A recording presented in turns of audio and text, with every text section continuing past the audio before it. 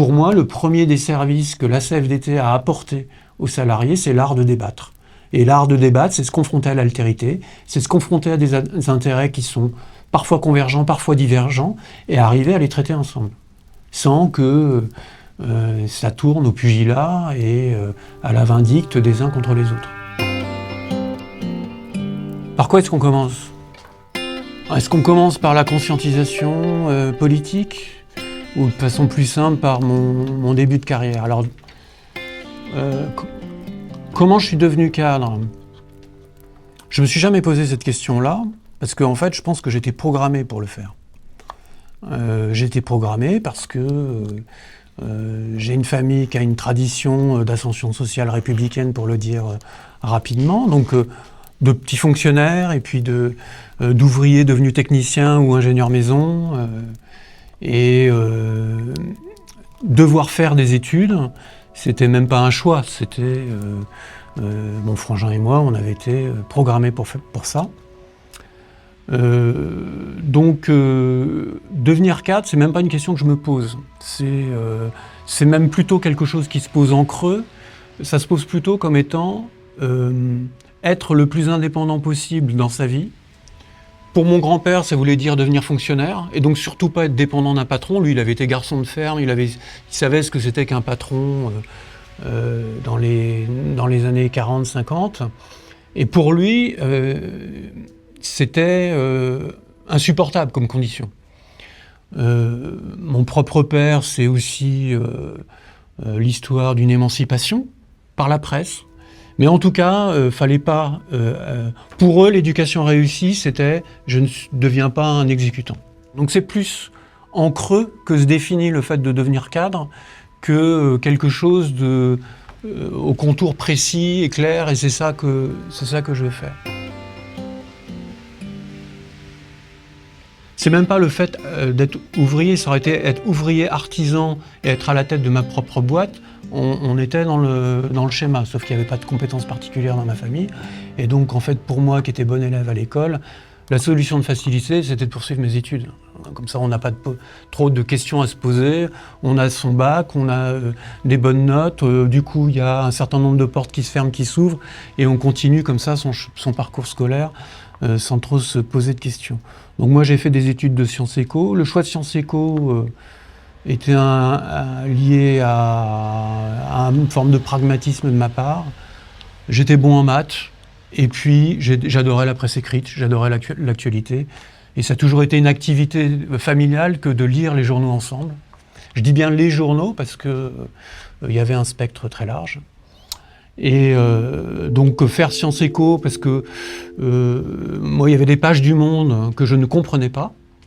Des débats économiques que je ne comprenais pas et que j'avais envie de comprendre, et donc c'était des études qui me paraissaient logiques. Et puis après, je ne savais pas en fait, passer un concours, me faire embaucher dans une entreprise, ça avait finalement assez peu d'importance, c'était valoriser le diplôme, et on est encore dans cette France où le diplôme est tout.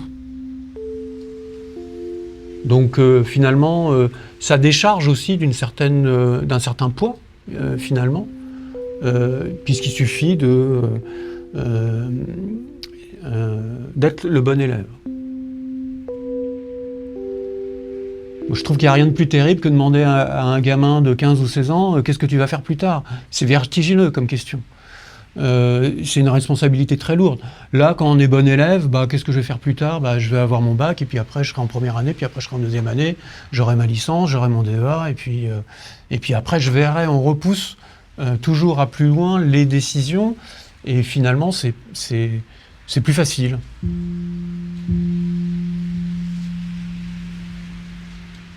Alors c'est plus facile, mais je dirais qu'il y a aussi un piège, c'est que il y a l'illusion du bon élève qu'il suffit de bien travailler pour être récompensé. Donc c'est l'illusion méritocratique. Comme beaucoup de cadres, je pense être le fruit de ça, de cette illusion méritocratique. Et puis après, il y a la vie professionnelle, sa réalité, et là l'histoire devient tout autre. C'est-à-dire que le comportement de bon élève, il peut avoir ses vertus en début de carrière, et puis petit à petit on est rattrapé par des logiques d'organisation, des logiques économiques qui nous dépassent. vis-à-vis desquels on n'a plus aucune prise. Il y a un certain nombre de choses qui nous échappent. Et à la fin, c'est même le travail qui nous échappe. Fin de mes études, je suis en recherche d'emploi. Et je commence de manière cohérente avec mes études par faire un boulot de statisticien. Bon, j'avais fait économétrie, donc toujours la dominante maths qui était très présente chez moi. Donc une vision assez technique du travail, en réalité. C'est faire le travail dans les états de l'art et donc avoir un vrai métier entre les mains. Et donc je suis embauché pour la première fois dans une boîte de stats à Paris. Et puis, en fait, c'est une vie de banlieusard qui est assez épuisante. J'habite à Orléans, la boîte est à Paris. Et je fais les allers-retours entre Orléans et Paris tous les jours. Et ma femme va être enceinte du deuxième. Et là, je commence à me rendre compte que, en fait, mon aîné, je ne le vois pas la semaine. Et puis, j'en profite pas vraiment le week-end parce que je suis crevé. Donc, je suis vraiment dans une spirale du métro boulot dodo. Et en fait, je décide de retrouver un travail sur Orléans. Et la motivation, c'est ça. Moi, ma motivation, c'est me rapprocher de ma famille. Parce qu'il y a le boulot de cadre, mais il n'y a pas que le travail dans la vie. Et moi, je ne veux pas non plus rater mon boulot de père. J'ai aussi la volonté de sortir des stéréotypes de genre. Ça, c'est très présent aussi dans la relation que je construis avec ma femme. J'ai pas envie d'une relation avec la femme à la maison qui finalement a tout le poids de l'éducation des enfants et le père qui ramène le gros salaire. On n'a pas envie non plus de construire dans notre... Ça, en plus, ça, c'est pas une originalité. C'est-à-dire que les maris dans ma famille sont plutôt des bons compagnons. Alors, c'est à nuancer de génération en génération, mais j'ai l'impression que de génération en génération, ça s'améliore. Mais ça, c'est quelque chose de très présent et qui est conscient. Donc, j'ai pas envie d'être ce père absent et je comprends bien que la contrainte géographique, elle est déterminante. Donc, je décide de retrouver un boulot sur Orléans. Les opportunités de l'emploi à l'époque sont pas gigantesques et j'ai un entretien un jour à la Poste, donc dans cette grande entreprise. Donc moi, l'essentiel de ma carrière, je la fais dans une grande entreprise qui est au départ une grande entreprise publique, qui est au départ une administration. J'y rentre en 2000. Voilà. Et donc je rentre comme ça, mais c'est pas... ça aurait pu être n'importe quoi, n'importe quel boulot qui correspondait à mon niveau de qualification, ça m'aurait bien été, puisque ma priorité à ce moment-là, c'est la construction de la famille, en fait.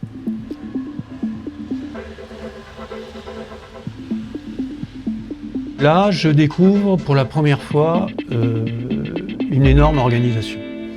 Et donc, en fait, pour le dire beaucoup plus crûment, quand je suis rentré dans cette maison, la première chose que je me suis dit au bout d'une semaine d'observation, c'est une maison de fous, petit 1.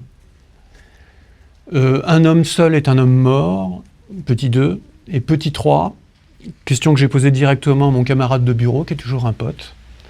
Il faut que je me syndique. Quel est le syndicat le plus représentatif dans le service? Et je suis allé me syndiquer. Donc c'était la CFDT. Le hasard, j'ai eu la main heureuse.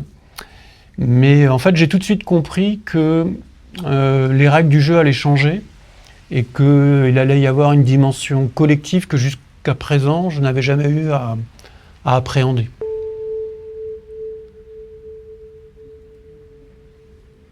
Alors pourquoi est-ce que j'ai eu cette réflexion-là? C'est que je suis embauché sur un poste et le jour de mon intégration, j'apprends que mon poste, suite à une réorganisation, est supprimé.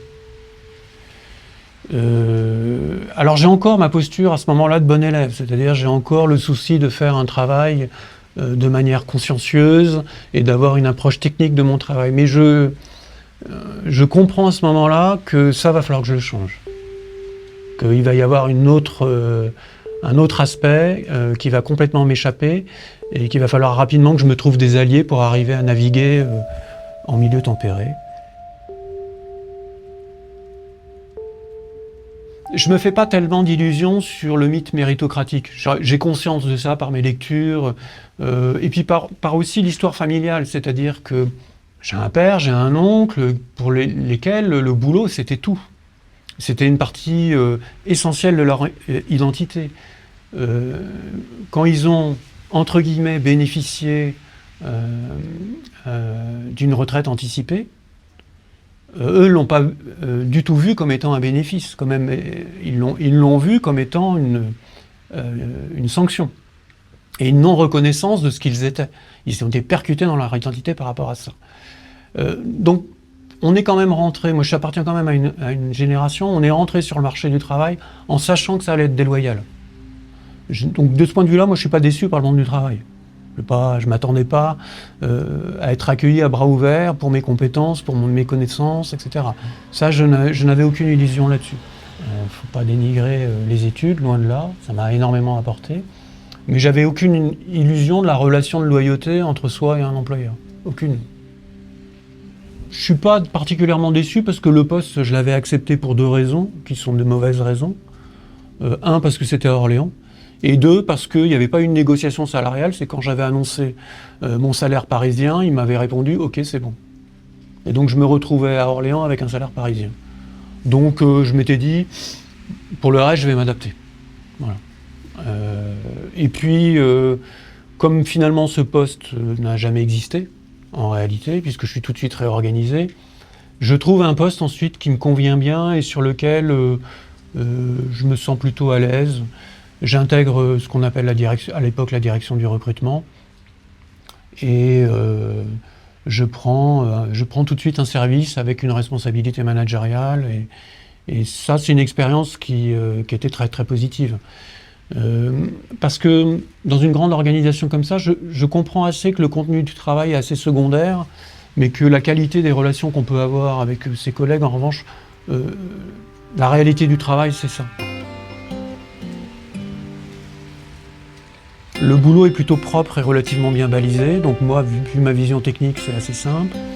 La mission que j'ai, c'est de redresser une équipe, parce qu'il y avait peut-être quelques manquements managériaux. Je pense que sur cette équipe-là, on n'avait pas assez travaillé la motivation des gens. Il y avait une problématique de reconnaissance aussi. Alors je suis aidé, hein, je ne suis pas seul à ce moment-là. Donc je dois être sécurisé par le fait qu'il y a une équipe. Il y a notamment un de mes collatérales avec lequel je m'entends très bien, qui va pas mal me conseiller sur le management. Donc j'ai un interlocuteur pour avoir du feedback. En plus, j'ai un directeur qui m'apprend que le management, c'est plein de tâches à la con, mais qu'il faut faire, qui sont des tâches de soutien, mais qui sont absolument essentielles pour qu'une entreprise, pour qu'un service fonctionne, qui est tout simplement d'assurer un suivi, de savoir ce que font ses collaborateurs, s'y intéresser. Et lui, il a des méthodes très simples pour le faire. Il le fait avec nous, il le fait avec CN-1. Et donc, je reproduis un peu ce schéma-là, qui me semble, moi, plutôt bien fonctionner. Effectivement, ça fonctionne pas mal. Ça dure 3-4 ans. 3-4 ans. Mais quel rythme des réorganisations dans l'entreprise? Je dois admettre que je me laisse un peu aller parce que je suis un peu piégé par mon illusion du bon élève. C'est-à-dire que mon équipe, elle tourne. J'ai quand même des membres de mon équipe qui donnent des résultats plus que satisfaisants. Donc je reste convaincu d'une certaine rationalité des décisions organisationnelles.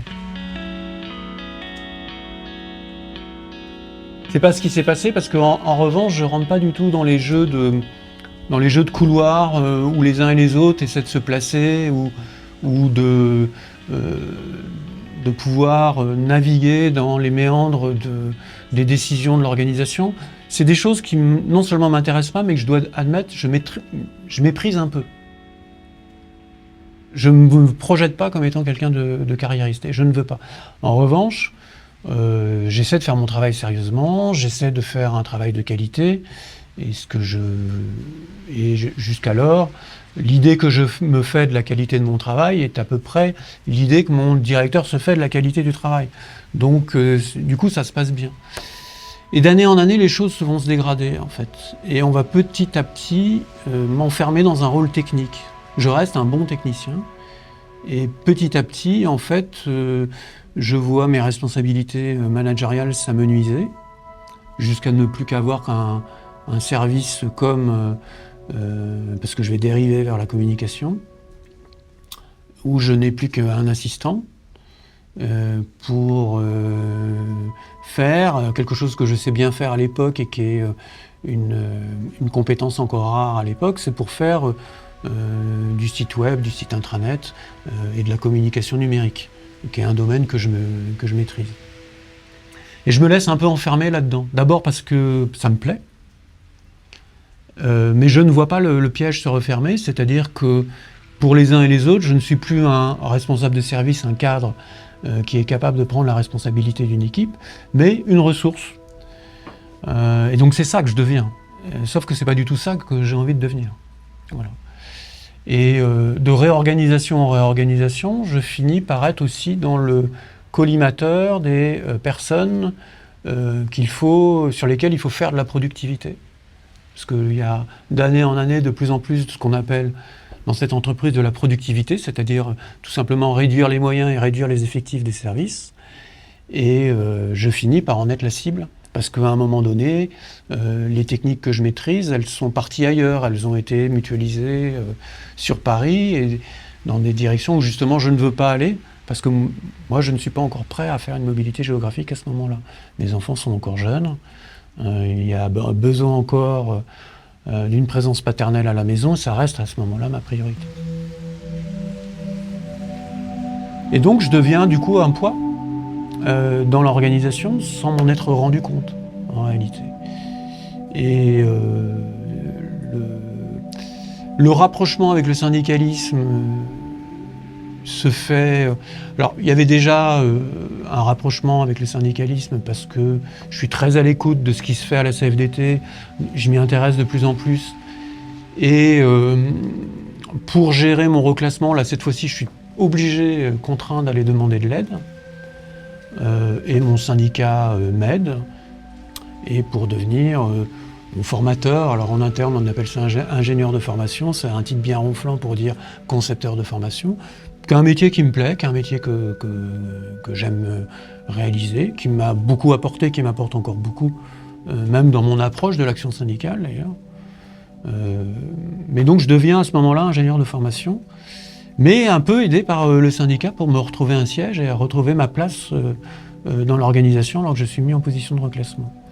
Je m'étais syndiqué spontanément, ce qui avait surpris le délégué syndical de l'époque, parce que c'est pas si souvent les adhésions spontanées.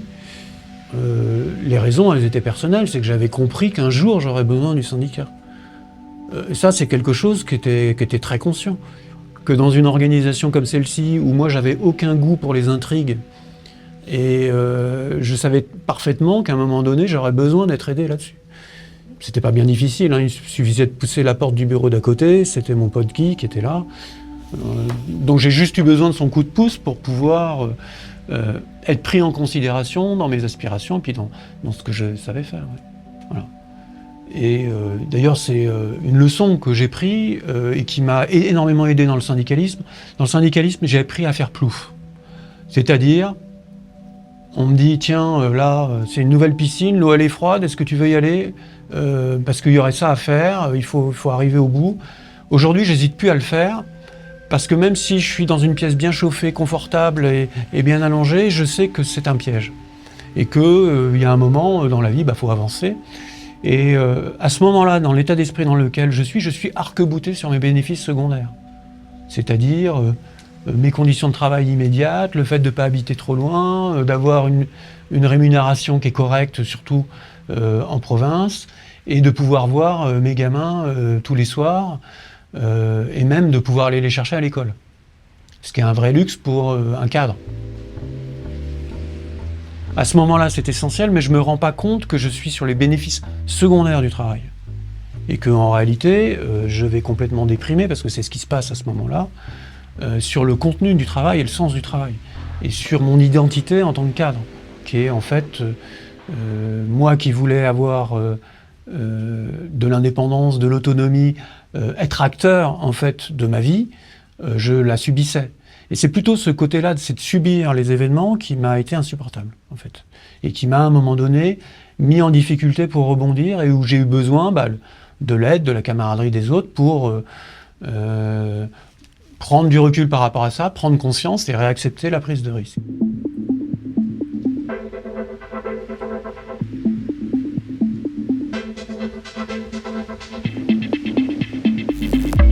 j'ai pas d'aigreur vis-à-vis de l'organisation. Surtout que j'ai conscience que l'organisation est comme ça. Et que l'organisation, elle demande une forme de loyauté vis-à-vis d'elle-même, qu'à un moment donné, j'avais pas envie de donner. C'est-à-dire d'être prêt à bouger, à évoluer dans l'organisation telle que l'organisation le dictait. Et donc j'ai cru rester maître là-dessus, et sans me rendre compte que je me mettais en corner. Mais après analyse, et en discutant avec les copains, je l'ai réalisé très vite que c'était moi qui m'étais mis en corner tout seul. Donc je suis en prise avec un management toxique, avec une brute, ça s'appelle comme ça, qui très longtemps a besoin de moi, donc me fout la paix. Et puis à partir du moment où je rentre dans le lot de ceux dont il faut se séparer, je reçois une pression folle. Ça, c'est un truc que je n'avais pas du tout anticipé. Un jour, d'être pris à partie sur la qualité de mon travail. Moi qui mettais toujours un point d'honneur à rendre un travail impeccable dans les temps, en respectant mes projets, en respectant mes délais, et puis en ayant une maîtrise technique. Je n'ai pas vu venir la possibilité d'un management toxique à ce point. Donc c'est plus par rapport à ça que j'ai eu besoin d'aide. C'est qu'à un moment donné, j'avais plus l'énergie pour arriver à rebondir. Donc dans ces cas-là, demander de l'aide, c'est la chose la plus intelligente à faire.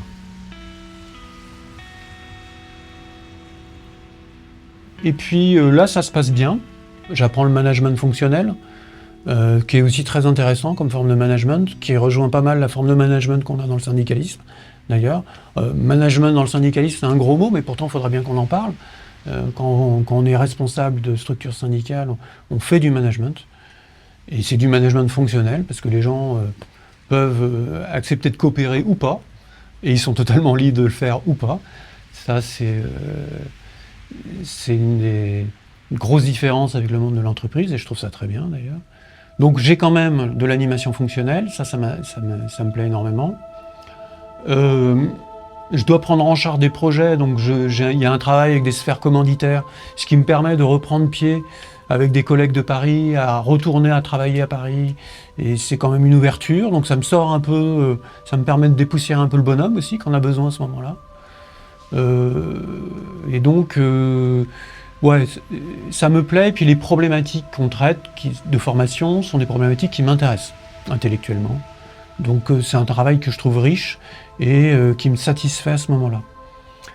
Mais là encore, on est rattrapé par la rationalisation de l'organisation, qui est quand même un mouvement de fond dans la société française. Je le vois dans plein d'autres organisations où on appauvrit le travail, c'est un travail de plus en plus processé. Et je dois admettre que très vite j'en fais le tour, mais il se trouve que là j'ai une opportunité, cette fois-ci je passe pas à côté. Le responsable syndical, le responsable de ma section veut partir à la retraite. Je traîne dans le couloir à ce moment-là. Ça fait longtemps que je commence à participer aux réunions syndicales. Il se trouve que le copain qui m'avait aidé, lui, ne veut pas reprendre, alors qu'il était légitime pour le faire. Il avait un passé de secrétaire fédéral, il avait été à la CFDT cadre. Et Guy, lui, ne veut pas reprendre non plus, alors qu'il lui reste encore quelques années à faire. Et donc, il me propose les clés de la section. Et là, je dois dire que ma tête s'est remise à marcher.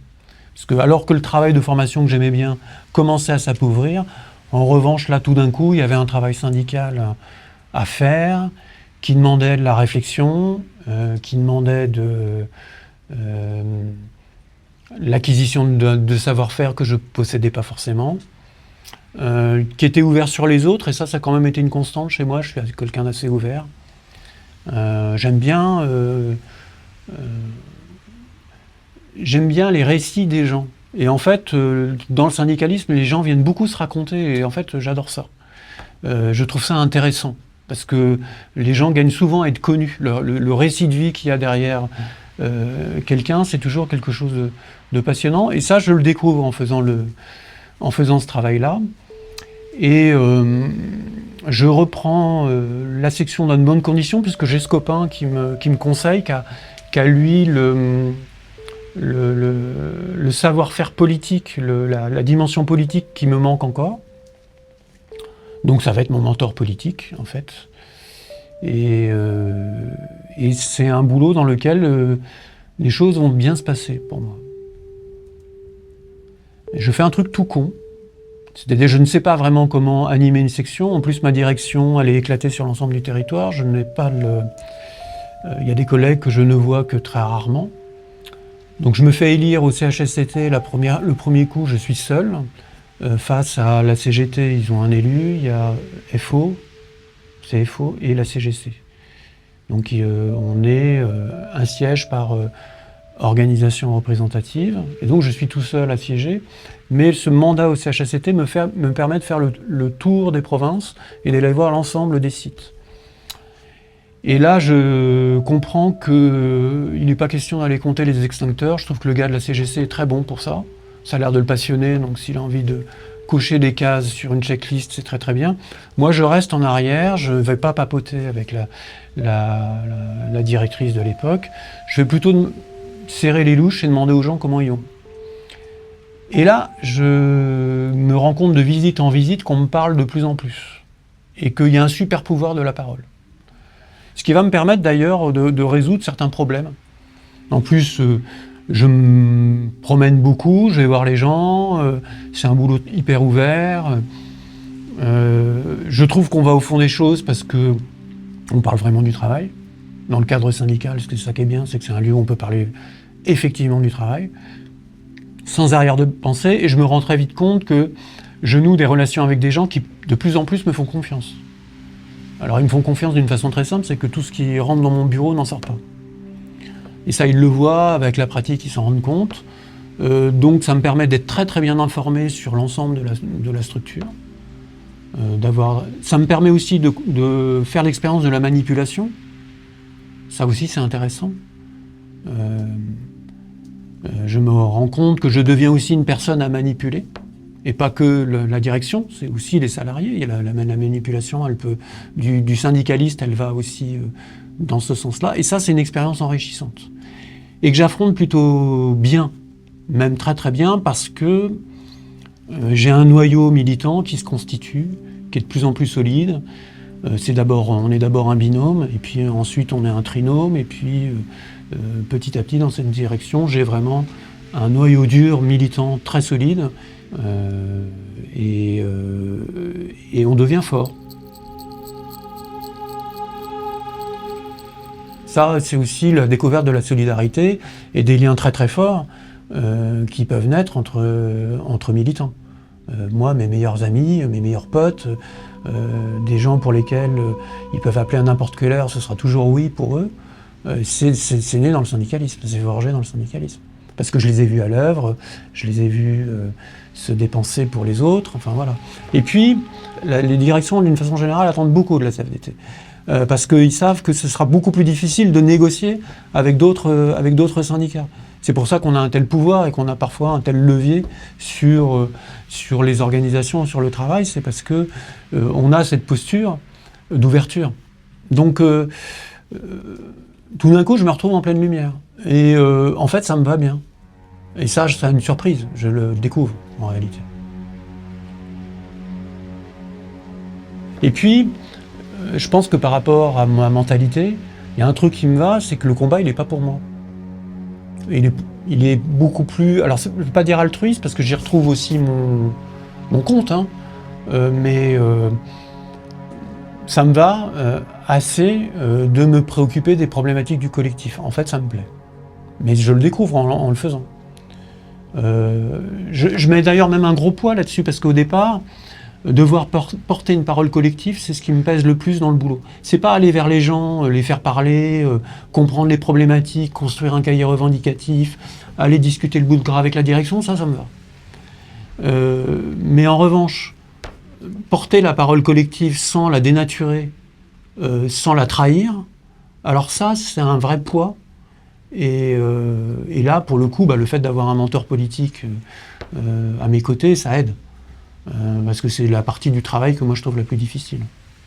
D'être digne aussi de l'organisation qu'on représente. Parce que la CFDT, j'en ai pas trop parlé, mais c'est quand même une organisation qui a des valeurs, que je respecte. Moi, je suis déjà très conscient de la question démocratique.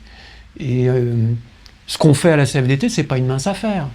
C'est-à-dire que les entreprises, c'est quand même des autocraties. On est les seuls représentants de la démocratie, de la société démocratique dans l'entreprise, c'est nous en fait. Donc pour moi, c'est pas un truc léger. Voilà. Et c'est un truc que je prends vraiment au sérieux. Et donc en fait, là, de fil en aiguille, avant de devenir permanent, il y a des élections et on arrive premier et on fait un carton. La section fait un carton, je vois encore un de mes copains qui avait su les résultats avant moi éclater de joie dans le couloir, et on se retrouvait à avoir sur l'ensemble des instances la grande majorité des sièges. Donc sur les 4 sièges au CHSCT, on en gagnait 3, et au comité technique, ben, on avait la moitié des sièges. Et puis là, il va y avoir un événement indépendant de ma personne, c'est que, il va y avoir 2 événements. Il y a un changement de directeur. Donc la directrice, qui était quelqu'un de bienveillant, qui était quelqu'un d'honnête, est remplacée par une brute. Et qui terrorise son staff. Et là, peut-être qu'il y a des choses qui se rejouent dans mon esprit par rapport à mon vécu, et je vois surtout que personne ne s'oppose à lui, et qu'il y a une omerta qui est en train de s'installer sur l'organisation. Et là, je le teste sur quelques revendications, et je lui rentre dedans. Et c'est très violent. Il a un projet qui est inacceptable pour l'organisation, et j'arrive à le faire reculer. Pas tout seul, c'est parce qu'il y a un collectif, mais aussi il y a un autre truc assez rigolo qui se passe à ce moment-là. C'est que en fait, je n'avais pas réalisé que ma section avait, lors de ces élections-là, fait la plus grosse progression électorale de mon entreprise. C'est une grosse entreprise, La Poste, c'est immense. Et c'est ma section qui a eu la plus grosse progression en termes de résultats. Et en outre, la Fédé l'avait repéré parce qu'il m'avait déjà demandé de façon informelle des idées sur un accord social, sur le volet formation d'un accord social. Il y avait d'ailleurs un truc dedans, j'étais contre, mais ils l'ont pris quand même. Mais j'avais compris pourquoi politiquement ils l'avaient pris, mais il y avait une discussion intéressante. Et puis certains m'avaient commencé à me demander à aller les accompagner en commission de dialogue social au national. Puis j'avais dit oui, pourquoi pas, parce que ça y est, j'avais pris le pli de faire plouf, moi, quand j'avais des opportunités, de ne plus les laisser passer.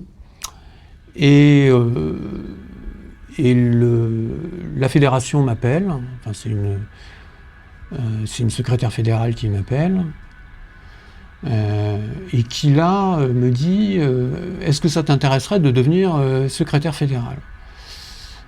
Et moi j'avais absolument pas envisagé le truc. Alors pourquoi elle me le demande, je l'ai compris après. C'est que quand je vais avec elle en instance nationale, moi j'ai un réflexe, c'est que juste derrière je fais un compte-rendu, voire je fais un tract. Et je me suis rendu compte après que quand on a des militants, c'est un réflexe qui n'était pas facile. Donc il y avait déjà l'habitude chez moi de rendre compte. Quand j'allais à une instance, pour moi il était logique de rendre compte aux salariés, de rendre compte aux membres de la section, donc de faire des comptes rendus. Donc j'avais déjà un certain réflexe de métier. J'avais déjà démarré ma professionnalisation, en fait, en tant que syndicaliste. Mais là, elle a la phrase géniale, parce que je lui dis, écoute, moi je ne me sens pas prêt, secrétaire fédéral, c'est les négociations nationales pour la Poste, c'est quand même un truc énorme. Et elle me dit, écoute, pour ce boulot-là, on n'est jamais prêt. Alors là, je lui réponds, bah écoute, dans ce cas-là, je vais être l'homme de la situation, mais je vais lui demander un temps de réflexion, et donc j'accepte. J'accepte pour 2 raisons. La première, c'est que je sens bien qu'il faut que je continue à me développer là-dedans, qu'il y a une opportunité à ne pas laisser passer. La deuxième raison, c'est que je suis en conflit ouvert avec ma direction, puis en conflit violent. Et que je vais pouvoir avoir là un moyen de pression pour, non pas sortir du conflit, mais avoir un moyen de pression pour que la CFDT puisse sortir de ce conflit par le haut. C'est d'ailleurs effectivement ce qui s'est produit, parce que je connais le poids d'un secrétaire fédéral CFDT à la Poste, et c'est effectivement ce qui s'est produit. Ça a aussi facilité la sortie de conflit, en fait, en ayant un levier supplémentaire. Donc j'accepte, et puis après, c'est à partir de ce moment-là que je deviens permanent, et là on est en 2016.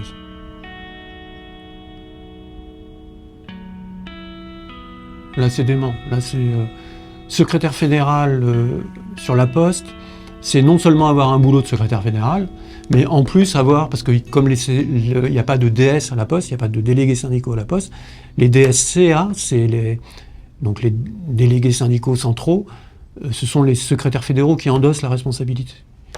Donc en fait les négociateurs en entreprise, donc on passe notre temps à négocier avec l'entreprise. Et là on a un mastodonte qui arrive en face de nous, qui va être un accord distribution, l'accord facteur, celui de 2017, et ça va être une aventure épique.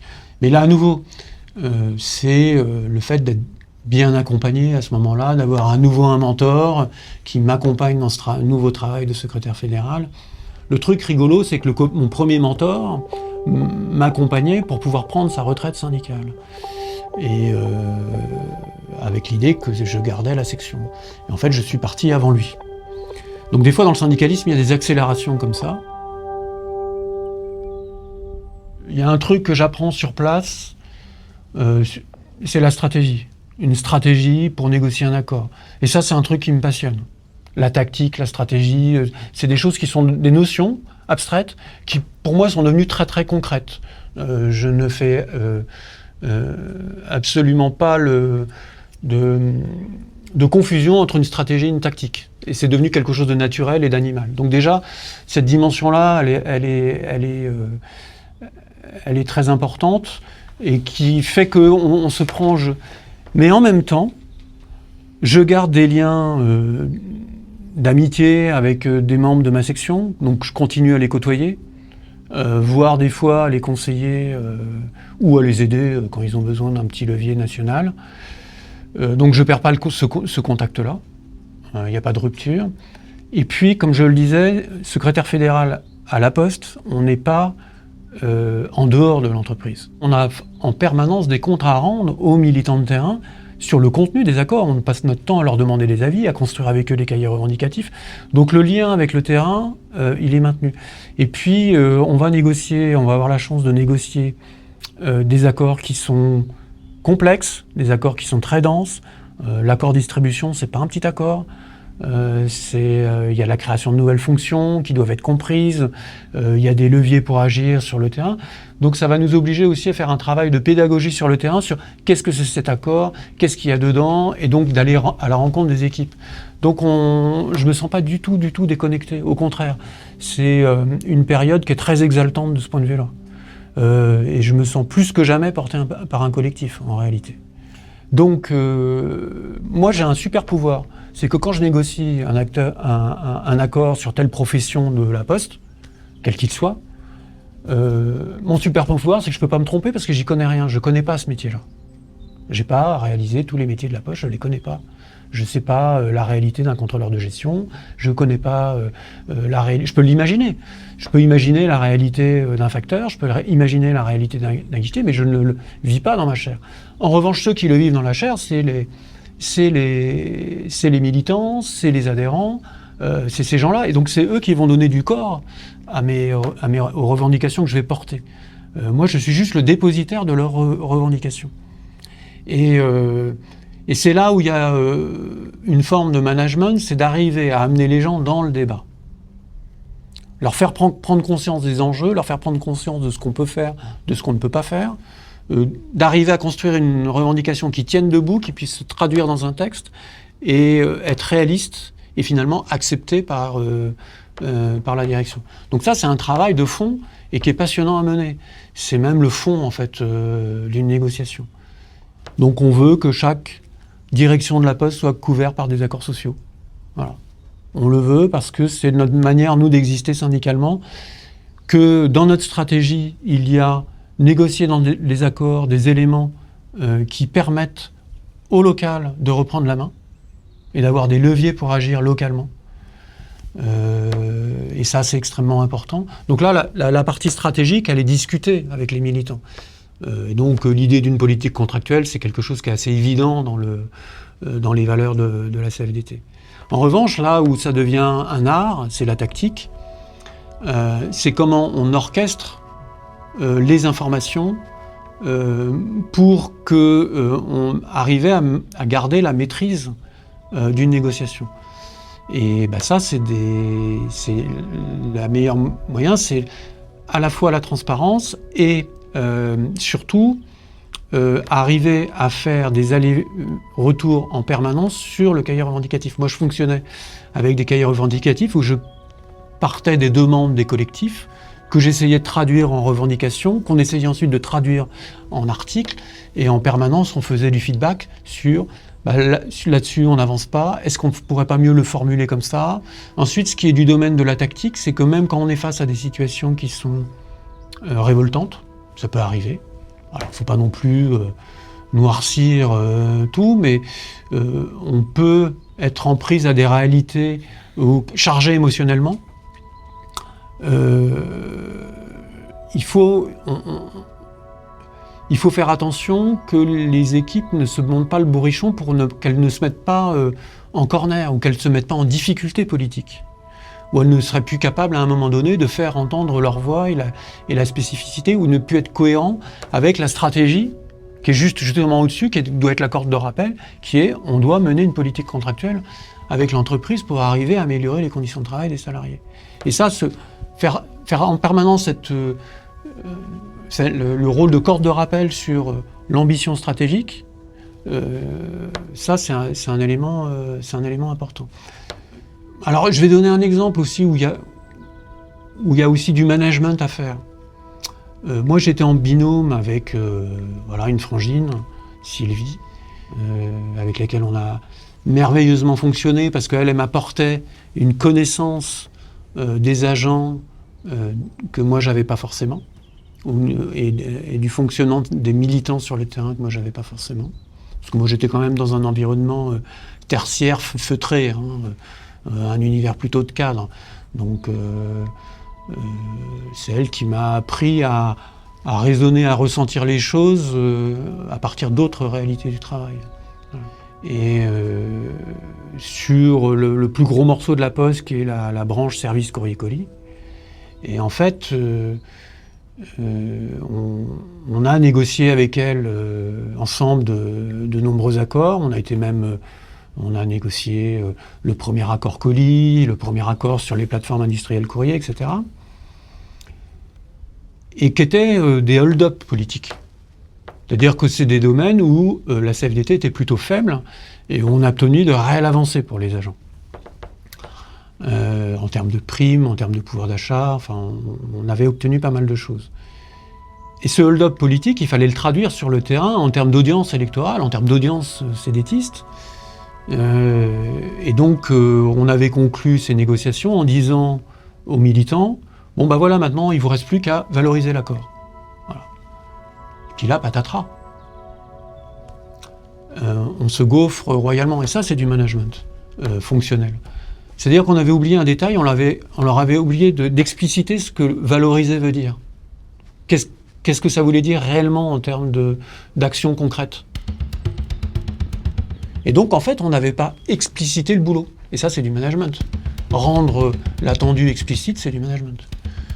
Donc, voilà. Et ça, cette partie-là du boulot, je l'ai découverte aussi. C'était une partie passionnante, je dois dire. C'était plutôt des moments exaltants. Maintenant, nerveusement épuisant, et avec un écueil, c'est que c'est des positions sur lesquelles, pour le coup, à force d'être dans le collectif, on finit par s'oublier. Et insidieusement, la fatigue s'installe. Et après, moi j'ai connu la période de Covid où là c'était un chaos sur le plan du travail, sur le plan de la négociation. Et là, il m'a fallu reprendre un mandat plus éloigné de l'action terrain pour souffler un peu, reprendre du recul et puis laisser aussi un peu la place aux autres à un moment donné, parce que On est sur un truc qui plaît, mais on a des idées, mais il faut aussi renouveler, et je pense que c'est aussi sain de bouger. Puis là, j'ai envie de revenir à l'action de terrain, à des responsabilités plus au local.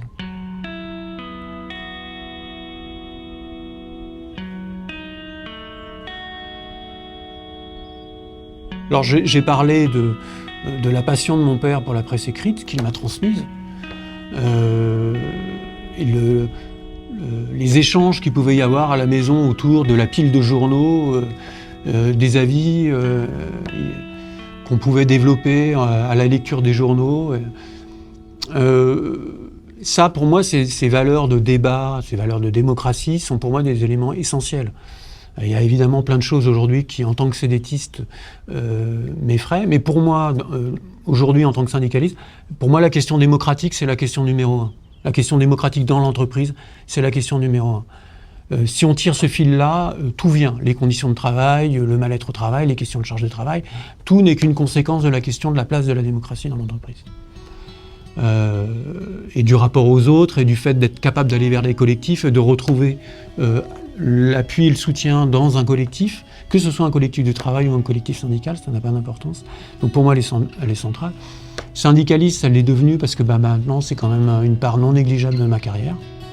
Et donc une part non négligeable de mes savoir-faire professionnels, ils sont nés dans le syndicalisme. Je suis devenu manager par le syndicalisme, ça c'est clair. Plus que par l'entreprise. D'ailleurs, en termes d'identité professionnelle, je me sens d'abord sédétiste. Ensuite syndicaliste. Alors pourquoi je le mets dans cet ordre-là? Parce que les valeurs de la CFDT pour moi sont essentielles. Et en plus à la CFDT, on est une organisation de négociation, de dialogue. Donc on ne prétend pas, nous, avoir raison contre et le phénomène même du syndicalisme, c'est que le conflit, il est normal. Simplement, il faut le traiter, le conflit. C'est tout à fait normal que son patron n'ait pas les mêmes intérêts que ses salariés. C'est pas un scandale. C'est naturel. Mais comment on arrive à le réguler? Et ça, c'est une question démocratique. Quand les gens s'éloignent de cette question-là, s'éloignent des questions collectives, ils tourbillonnent tout seuls dans leur coin à entretenir leurs ressentiments, leurs aigreurs. Mais les extrémismes, c'est des radicalités qui apparaissent que quand on devient un corps endogène, voire un individu seul dans la société. Quand on ne se confronte pas à la altérité, comme moi j'ai dû le faire en permanence dans mon travail syndical, moi j'ai dû partager, entre guillemets, les émotions de gens qui ont des vécus professionnels très très différents du mien. Quand les dysfonctionnements, les difficultés qu'on peut rencontrer dans le travail, la charge de travail, le manque de reconnaissance, qui sont des choses lourdes, qui peuvent être génératrices de ressentiment, qu'on arrive à trouver une voie pour le traiter collectivement, donner une perspective, et puis se rendre compte surtout qu'on n'est pas seul à supporter ces maux, oui, je pense que c'est une ouverture et que c'est une partie de la réponse qu'on doit apporter aujourd'hui aux dérives morales que connaît la société française.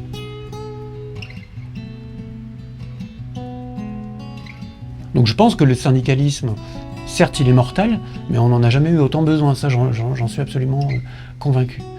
Le problème du syndicalisme aujourd'hui, moi de mon point de vue, c'est que on est quand même des grosses structures, il a tendance à s'institutionnaliser, et on ne doit pas perdre de vue qu'on est d'abord des associations. Un syndicat, c'est une association, c'est pas une institution. Elle n'a pas de pouvoir en soi comme association. Elle n'a que le pouvoir du nombre de ses adhérents, des gens qui acceptent d'y contribuer et de faire œuvre collective. Sinon, c'est du vide dans du creux, et c'est une machine après qui tourne à vide, et qui perd de sens, qui perd son sens. Donc si les salariés ne se réapproprient pas l'objet syndical, d'abord il ne remplit plus sa fonction, et effectivement il devient mortel. Mais là, à un moment critique où la société en a particulièrement besoin. Donc il faut qu'on continue, nous, à porter cette question-là au cœur. Ça, c'est une conviction politique très profonde. Moi, je suis effrayé par la fascisation des esprits, qui rend même, d'ailleurs, les débats dans l'entreprise de plus en plus délicats. Même porter la question de la solidarité devient quasiment un sujet casse-gueule. alors même que le système méritocratique est en panne, de ne pas se dire qu'il y a une partie de la rémunération qui doit être une partie solidaire, on a l'impression qu'il faut le réexpliquer. Même réexpliquer le pourquoi de la sécurité sociale, le réexpliquer que pourquoi, oui, dans les activités sociales et culturelles, la partie CE des CSE, il y a des prestations qui sont réservées à telle ou telle catégorie, mais on est en permanence confronté à « mais pourquoi lui il a le droit à plein de choses et pas moi ?» Mais c'est parce que la question de la solidarité, elle est plus métabolisée, elle est plus comprise. Et ça, c'est un vrai problème. Donc ouais, pour moi, la question démocratique, elle est centrale.